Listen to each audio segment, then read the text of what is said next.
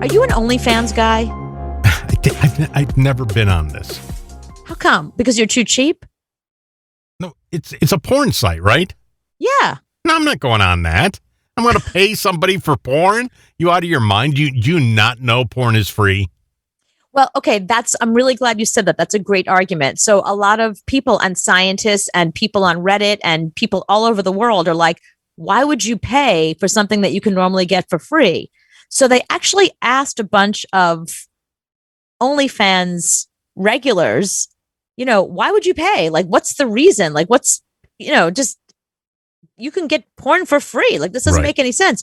I mean, some of these people are paying anywhere between $5 and $50 a month to see their favorite adult performer, to see the updates and to participate. I mean, $5 a month, I could see that's not a lot of money. I mean, if you're really into somebody, that's cool. But $50 a month, I mean, that adds up over time, as you can imagine. And then I think you can pay a little more if you want them to do a little something for you. You better come to my house and wash my clothes. Well, not that. I'm not watching somebody online and paying somebody. I think that's a small but large, but a small population. All you need is 0.5% of the world's population that will do something like this, and you're making money. So, but 99% of other people it's just like radio. You can pay for premium radio, but that's a small portion of the population that do. Right. The rest of us get it for free. And it's not as good, but it's free. So some of the OnlyFans fans were saying, well, in real life, I've met this really attractive girl and we were talking and it was kind of cool. And I chatted her up and I started asking her questions and what turned her on. And she responded by blocking me everywhere. Mm-hmm. So on OnlyFans, you could say, what turns you on? And they answer you. They don't block you. So that's one guy. They also live on the computer. They can't come out of that computer. That's the problem.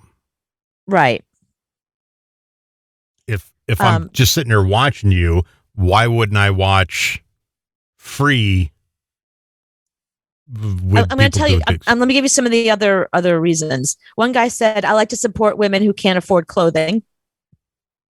Good point. Because they're there pretty much almost naked. One guy had a very long explanation, but the bottom line is that he likes the personal attention. See, that's the difference with watching porn. You're watching somebody else do something, and whatever they do, that's what they do. You can't control it. You can't say, you know what? Don't touch her there, or don't do that there, or can you use that toy, or you know what I mean? It's like it's the personal attention that he really likes. It's the same crowd that paid $3.99 a minute to talk to a girl on a phone. That's right. Same crowd. Same crowd. So that same crowd is 20 years later. It's the same. Those people are always going to be that small percentage of people that want attention. And I'm glad it's there. I mean, they're not out doing things that are illegal then. Right. So right. That's true. I'm glad it's there for them. I'm not going to be one of those guys because you're not going to get a dime out of me. Another guy said he really enjoys personalized pornography. He said that's what it seems like. If you found a person insanely hot, you could order a video from them, or you can just keep watching them, or they'll interact with you and you're like, wow, here's a super hot girl. As opposed to porn, if you see a super hot girl on porn, you don't interact with her. And then, you've seen that video over and over and you're like, can you give me something new and something different? Another guy said, free range, farm to table, organic, fair trade porn. Mm-hmm. And I think these are the same people, same guys that may not have paid for it or may someday pay for it, but will go to a prostitute. I would never go to a prostitute. That's never going to happen. So I'm not even in that category at all. Even if I was in Vegas and the hottest chicks in the strip, no, I still wouldn't do it. Oh, I was going to ask you, what if you were in Amsterdam I still wouldn't do it. Where it's legal and the girls are super hot. No, because, okay, let's say the girl's a 10 and she's charging $50. I'll hook up with a 6 for free. Right. It's going to be the same outcome at the end. I'm still going to fall asleep happy. But wait a second. But that's what one of these guys was saying, that when he goes out with women, he spends money on them, and he doesn't always get laid in the end. You know, he'll go out with them, he'll dinner, drinks, Lower your whatever. standards.